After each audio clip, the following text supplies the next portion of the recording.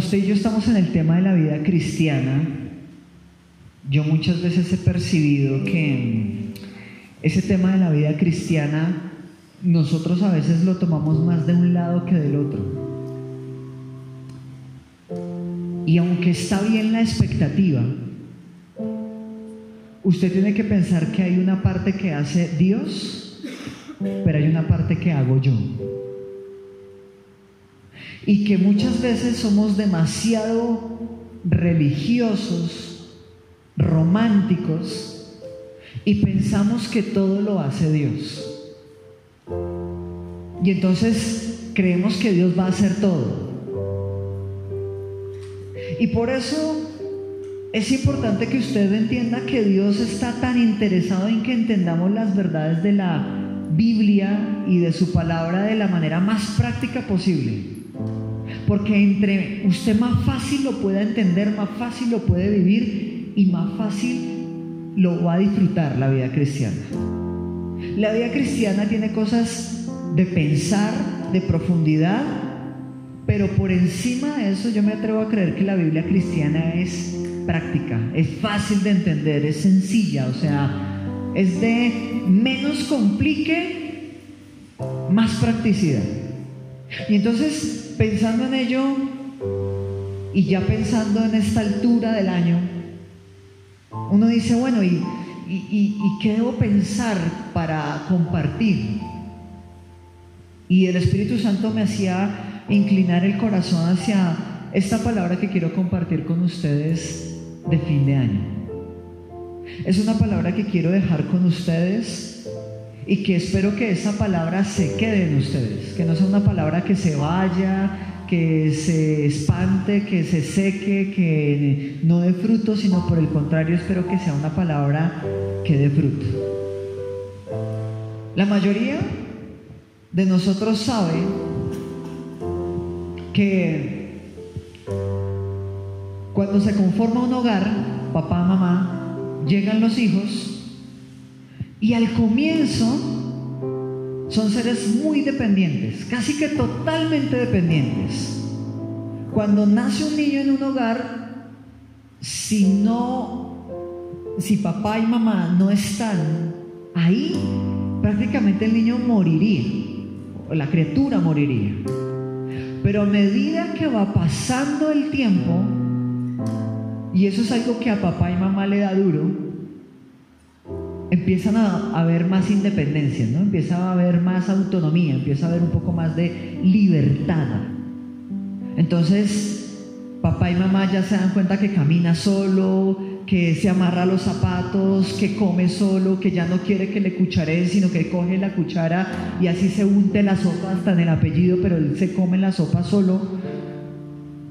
Y sigue pasando el tiempo, ya escribe solo, habla por sí mismo, expresa sus ideas, el tiempo sigue pasando y llega un punto donde, tiene sus propios amigos, tiene una relación sentimental, donde maneja su plata, su tiempo, sus recursos tecnológicos y toma decisiones y algún día lo más probable es que ese niño se vaya, totalmente autónomo e independiente. Y a medida que va pasando el tiempo, la autonomía va subiendo. Yo le decía eso a un joven, yo le decía, antes tú pedías permiso hasta para ponerte ese jean, ahora llegará un momento donde tú tomas tus decisiones y haces lo que tienes que hacer. Es lo sano, o sea, es lo más correcto, es lo más coherente de la vida. Una de las cosas con las que tal vez un padre, una madre lucha es con ver a un hijo que tal vez tenga un tipo de retraso y no pueda ser independiente y vea que otros juegan, caminan, estudian, se casan, tienen hijos y su hijo no, porque tiene una especie de retraso, tiene una especie de retroceso que lo lleva a estancarse. Bueno, yo les decía al comienzo que hay unas cosas que Dios hace y hay otras cosas que yo hago. Hay unas cosas que Dios siempre te respetará a ti el turno de hacer, y hay otras cosas que Dios hará porque las quiere, porque las debe y porque establece los principios porque Él las va a hacer. Pero lo que quiero decirle es que hay algunas cosas que nosotros no podemos dejar al aire, no podemos dejar a la deriva. Si se da, si se puede, hay cosas que nosotros no podemos esperar que sucedan, sino tenemos que hacer. Y por eso pienso que usted debe tener muy claro esto, porque eso muchas veces nos va a llevar a vivir otras cosas. Si usted quiere vivir otras cosas diferentes a la religión, a la iglesia, a la costumbre de siempre, entonces usted necesita esta palabra. Mateo 6 en adelante. Súper conocido ese versículo. Mateo 6:6. Seguramente usted lo va a tener ahí. Puede que haya en otras versiones. Puede que... Mateo 6:6.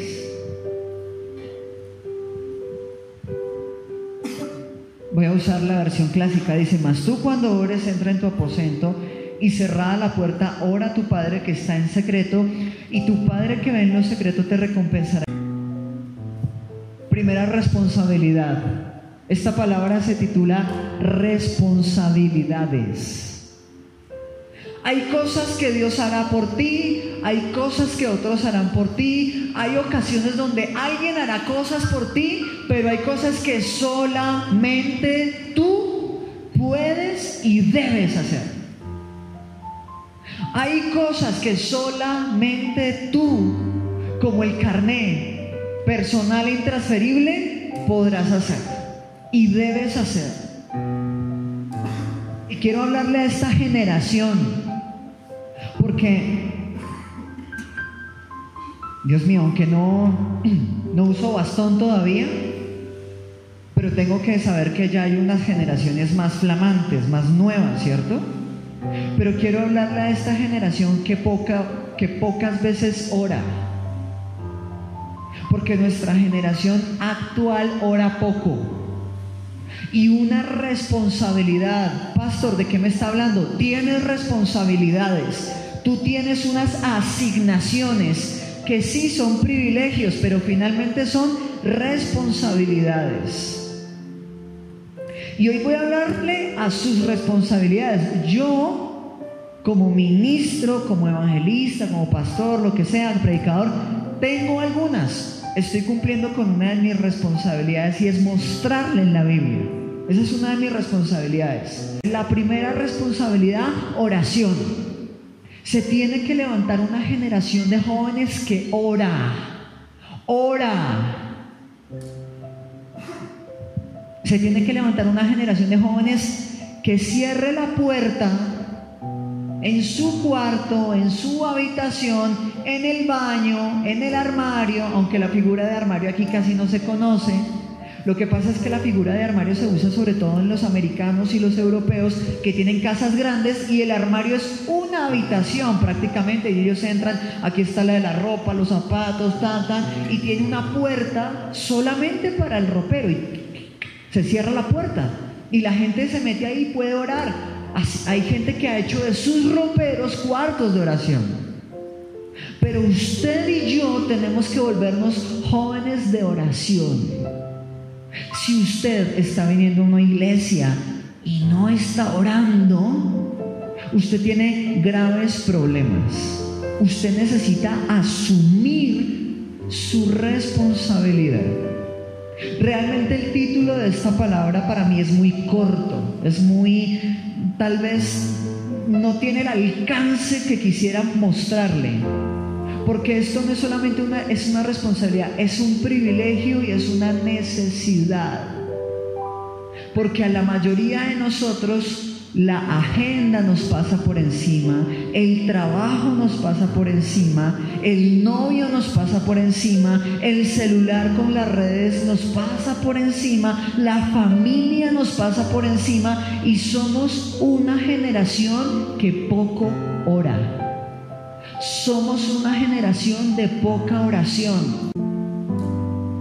Y quiero hablarle a esta generación que poca intimidad tiene con Dios. Una de sus responsabilidades, más que mirarle el perfil del man que le gusta, es orar. Una de los privilegios que usted debe tener, más de tomarse fotos para subir, ¿sí?, es orar. Una de las responsabilidades, más allá de tener una relación de noviazgo, de todo, es orar. Si usted se vuelve un man, una vieja de oración, la vida le empieza a cambiar. Y mi responsabilidad esta hora es enseñarle eso. Usted no puede ser un joven endeble. Uy, ¿cómo así, pastor? ¿Qué es eso? Hay una diferencia. En la poca trayectoria que yo llevo, me he dado cuenta que hay cristianos que siempre están en el mismo lugar, haciendo lo mismo, pensando igual, hablando igual, y hay otros que por alguna otra razón como que despegan, hacen algo, sus vidas son distintas, hoy están acá, mañana acá, después se suben por acá, después van para acá, después y siguen subiendo y hacen cosas, y uno dice, ¿y entonces?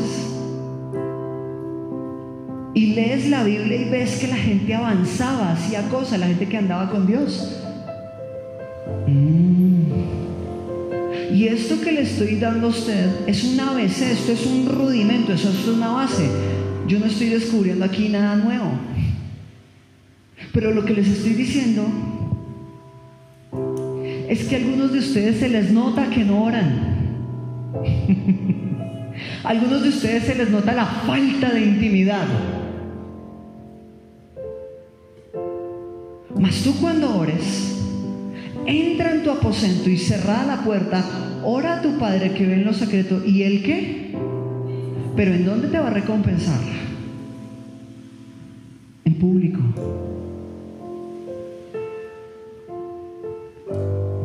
¿Tú crees que si te vuelves un cristiano de oración, Dios no te va a recompensar de manera que la otra gente lo vea? Y yo le digo algo.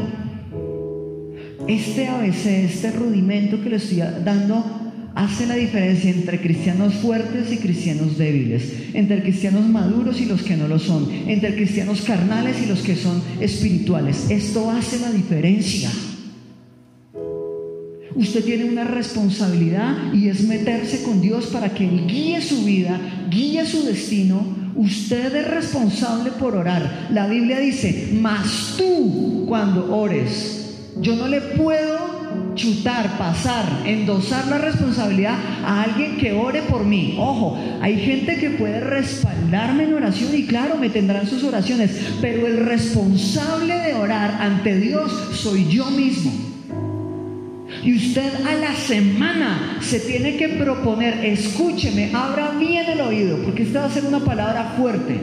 Usted tiene que agendarse a pasar horas durante la semana en oración. Usted y yo tenemos responsabilidades. Si usted se considera cristiano, usted tiene que hablar con Dios todos los días. Y le he dicho 10, 15 minutos, 5 minutos, tal. Esa es una terapia inicial. Pero usted debería ser un joven que ore más que eso. ¿Alguien aquí ha leído los salmos? Parte de los salmos, un salmo.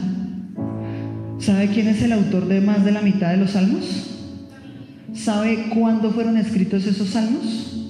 Si son 150 y David es el autor de más de la mitad, son 75.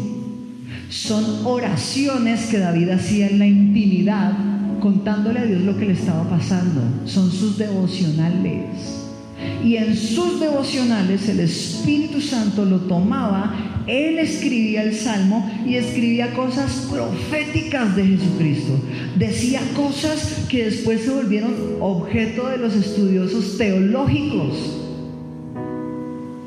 David habló del sacerdocio de Melquisedec en los Salmos, inspirado por el Espíritu Santo.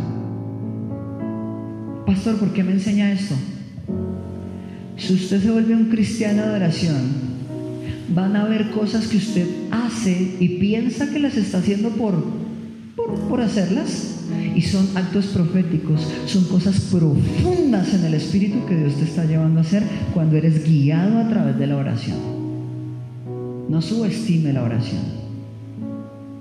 Porque llevo la vida que llevo, tienes poca recompensa pública. ¿Sabes por qué? Porque estás orando poco en lo privado. Porque esperas que aquí te resolvamos el tema con una reunión de 2 horas, 2 horas y media. Pero escucha, responsabilidad número 1, joven, ora. Pocos oran. Pocos se ponen a decirle, bueno, Dios, así, con estas palabras: aquí estoy, Padre, dime, guíame a orar, no sé qué orar. En el nombre de Jesús me voy a poner hoy a orar y necesito tu presencia. ¿Qué hago? ¿Me paro acá? ¿Me arrodillo? ¿Qué hago? Señor, ayúdame, necesito orar. Señor, te coloco esto en tus manos, esta situación, mira fulano, mira, Cuando te das cuenta, pasó el tiempo y no te diste cuenta que oraste. Todo lo que pensaste que no podías orar. Uy, ¿todo eso? Sí, todo eso. Responsabilidad número 1, se tiene que levantar una generación diferente, y esa debe ser una generación que está orando. Pero no ese clamor religioso, no ese clamor de orar por los alimentos media hora. Mire, ¿sabe una cosa?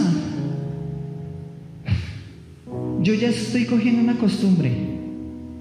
Cuando yo durante el día he orado, yo meto la cuchara sin agüero. Yo como tranquilo, estoy en el Espíritu. Porque eso es religión. Usted tiene que pasar a la comunión, a la practicidad. Si Dios no es tu principal amigo, ¿quién lo es?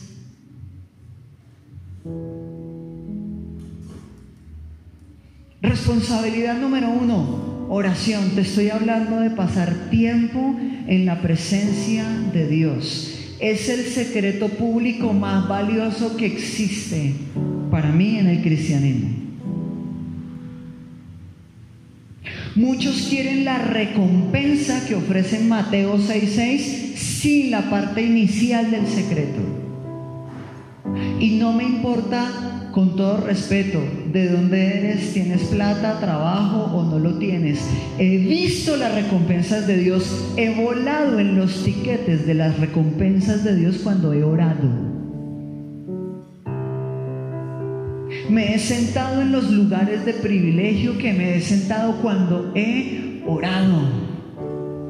Y he estado en lugares donde Dios me dice: ¿sabes por qué estás aquí?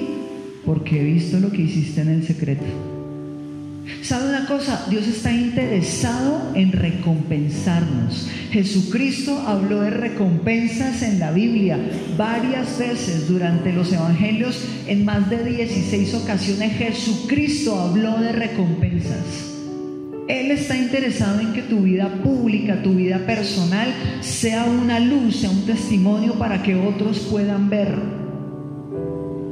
¿Tú crees que si tú tuvieras una vida de oración, tendrías la vida personal que tienes? Dios ya te hubiera metido mano y te hubiera ayudado en esa situación. Pero nos falta oración, nos falta intimidad. Perdóname lo que le voy a decir, nos falta power, perrenque espiritual. Eso es lo que nos hace falta. Porque esto no lo hacen los títulos. Yo no le quiero dar fórmulas mágicas, yo no le quiero dar pañitos, polvillos mágicos, toques de hada, no. Yo le quiero hablar lo que dice la Biblia. El que ora tiene recompensas.